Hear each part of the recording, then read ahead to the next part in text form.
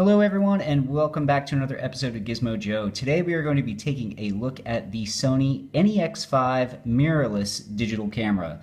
So why am I taking a look at this camera? Well, it's not new, but Sony has pretty much cornered the market in terms of mirrorless cameras.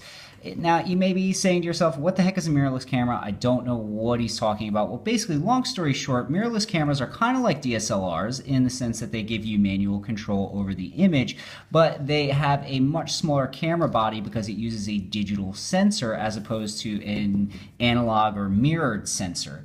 Just to give you a little size comparison, I'll just show you quickly, actually. Let me pop the lens on here. So you can see the sensor there, it's digital. So it's very much like your phone. So the camera on your phone obviously uses a digital sensor. So all put together, this is about the size. So you can see it in my hand.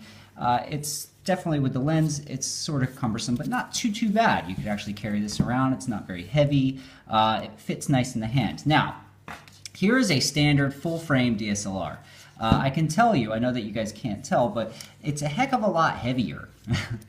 And obviously it's much bigger. So you can see the size comparison between the two. Now these lenses are both exactly the same. This is an 1855, this is an 1855. So again, you can just see the size difference alone. So basically, long story short, I was using DSLRs for a while. Basically, I travel quite a bit and I like to take photos. So I was using DSLRs. Now this is a backup one that I had, but the one that I was using before was a Canon, I think it was an 1100D. Still a beginner because I'm not professional by any stretch of the imagination, just more of a hobbyist. But 1100D took decent photos. I was pretty happy with it. But the problem was with DSLRs is because I'm not a professional and because I don't carry these things around with me all the time, I would often forget how to use them. I would find that I would be, trying to take a photo and I'd be messing around with all these settings and trying to figure out, how to change the ISO or the white balance or whatever, because I could just never memorize really the cameras and how they all worked and all that sort of stuff, because they are quite complex if you don't know what you're doing with them. So I was doing some research because the idea of mirrorless cameras were really appealing to me, but I was afraid that the image quality wouldn't be the same. I'm going to set this guy off to the side for now, but mirrorless cameras basically take the same sort of manual control principle. So you have all your manual focus and all that sort of thing, and you can change the white balance and the ISO and all that sort of thing. But obviously they're in a much smaller package due to the fact that they don't actually have a series of mirrors in here capturing the image.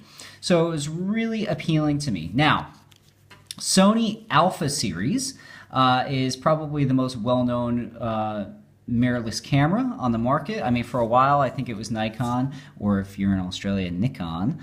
And Canon weren't even getting in on the mirrorless game. They were going, no, we're only going to do full frame cameras, but I believe that's changed. I believe they've just, sort of come out with their first ones. So Sony's really cornered the market. They've pretty much dominated for a number of years. So the NEX5 came out, I want to say, a few years ago now, probably like 2011, 2012. I'll just give you a quick overview of what you sort of get. So again, this is the standard 18 to 55 millimeter lens. This is kind of your all-around lens. Now, I would recommend that if you want to do portrait shooting and stuff like that, you go for a 55 millimeter pancake lens. That will probably run you, if you want to get a Sony one, about $200. So they're not cheap, but if you're looking to do a lot of portrait work, that's the lens you want to go with. This 18 to 55 one is, like I said, an all-rounder, so it's pretty good. And for most people, that's probably the one that they'll use most often. Now, one of the things I really like about it is that it has this articulating 3-inch screen in the back. So because there's no viewfinder, you're going to be staring at this screen all the time. Now, what's really cool the reason why it articulates is that so you can shoot at the hip. So if you're shooting down low, you can articulate the screen up so that you can actually see what you're shooting. Same goes for if you tilt it the other way. This is so like if you're at a concert or something like that, you can point this camera over everyone else's head, but you can still see what you're shooting by staring at the screen. So I quite like that. I think it's really good. Now the interface on the NEX cameras are good. I'm not going to go through them. There's tons of YouTube videos. If you have one and you don't know how to use it, there's heaps of videos on YouTube that will kind of give you the rundown as to how to use it. But basically, if you look at the controls, so here's your full frame. It's got a whole bunch of knobs and buttons and switches and all sorts of things. And then you look at this guy. Basically, you'll notice that it's got 4 buttons here, 1, 2, 3, 4, and then it's got 2 buttons here, 1 select button, and then it's got this wheel that turns. So I like this because I'm able to sift through all of the different settings just by turning this wheel, and then I can click. What's also cool about the NEX series is that you can map these buttons to whatever you like, which is really cool. Now, why did I buy this? Well, I bought it used, so I got it for 180 bucks, which I considered to be a steal, because when this camera first came out, I believe they were about $600. So again, it's a few years old, but obviously this one's in really good shape. I got mine on eBay from a private seller, so unfortunately I can't leave you a link. You'll just have to, you know, have a look on eBay yourselves and see if you can find a deal. But again, for $180, I thought that was a really good deal. But one of the other reasons why I bought this particular camera as opposed to anything else is because you see that it shoots movies. So some of you, well, probably none of you know this because I don't really talk too much about myself, but I am a teacher and I teach film. And, you know, I study movies and stuff like that, and I teach my students, you know, the concepts of movie making and all that sort of stuff. And I wanted to shoot a short film that I wrote. I didn't have a lot of time to do it. I only had about 2 days, only a few hours each day, and I wanted to do it as cheap as possible with as little equipment as possible. So I was doing lots of research online and stuff like that, and a lot of people seem to say that if you were shooting outside or if you were shooting anywhere, the NEX5 was really, really good because it shot in 1080p or 1080i. I think it might be 1080i, so that's interlaced. Really only film geeks will probably know the difference, but I still think it looks pretty good at 1080i. But anyway, it's high def video capture. But they said, you know, it takes really, really good footage in a variety of different environments, including low light. So I said, you know what, I'm going to buy it and then give it a shot. I'm going to take, you know, this short film script that I've written and try to shoot it. I was shooting in a public park, a public place, so I wanted something small, not a lot of equipment that I'd have to lug around with me, and this just seemed like the perfect option. So basically what I did was I just had my tripod, this particular camera, and because my script didn't require any dialogue, I didn't have to worry about sound, so I just shot it. And I was able to shoot it no problem. So I was actually quite pleased. It was the first time I had ever used the camera. I found it very, very easy to use. And I was pretty happy with the quality of the footage that I got. Now, if you guys are interested in seeing my short film, I'm going to upload it to this channel as well, so you can just have a look and see what the sort of quality is when you buy a camera that is 7, 8 years old. And, you know, just spoiler alert, I don't think that you need to spend thousands of dollars on a brand new piece of equipment. You can get something used that's halfway decent at a fraction of the price and still get really, really good results, because I am very, very happy with how my little movie turned out shooting on this particular camera.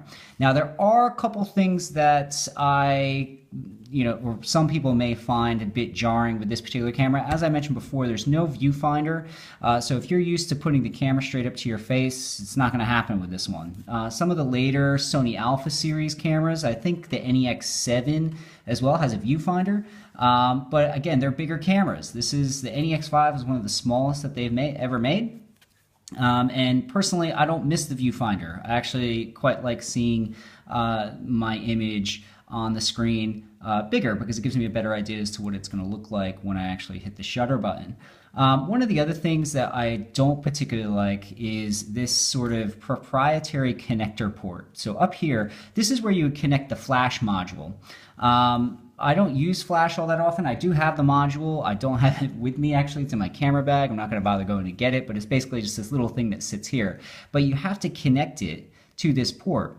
Now, you'll notice here that you have your right and left speakers. So the microphone is right there. Now, if you want to get sound on this thing, I have a 3.5 millimeter shotgun mic, but there's no 3.5 millimeter connector on here. So you have to use this proprietary microphone that Sony sells for an ungodly amount of money, which I don't particularly agree with.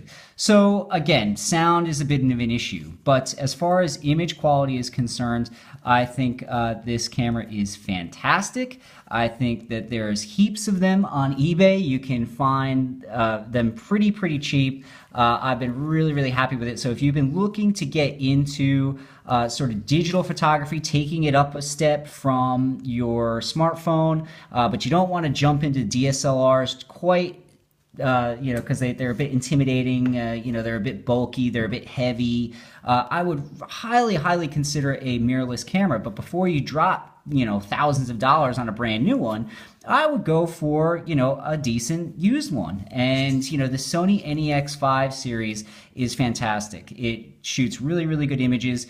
It shoots great 1080 video footage. So if you have any interest in shooting movies as well, this is your sort of all-around camera, and it's really lightweight, it's really small. I've been really happy with this purchase, and I think you guys would be too.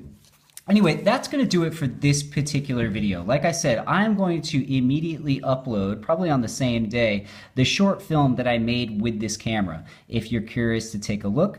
Obviously, it is more just so that you guys can see what the footage is like, but if you enjoy my little film, definitely let me know. And if you like this video, or you have any feedback that you want to give me, or if you own this particular camera, or if you own a Sony Alpha and you think that people should buy that as opposed to going for an older NEX model, let me know.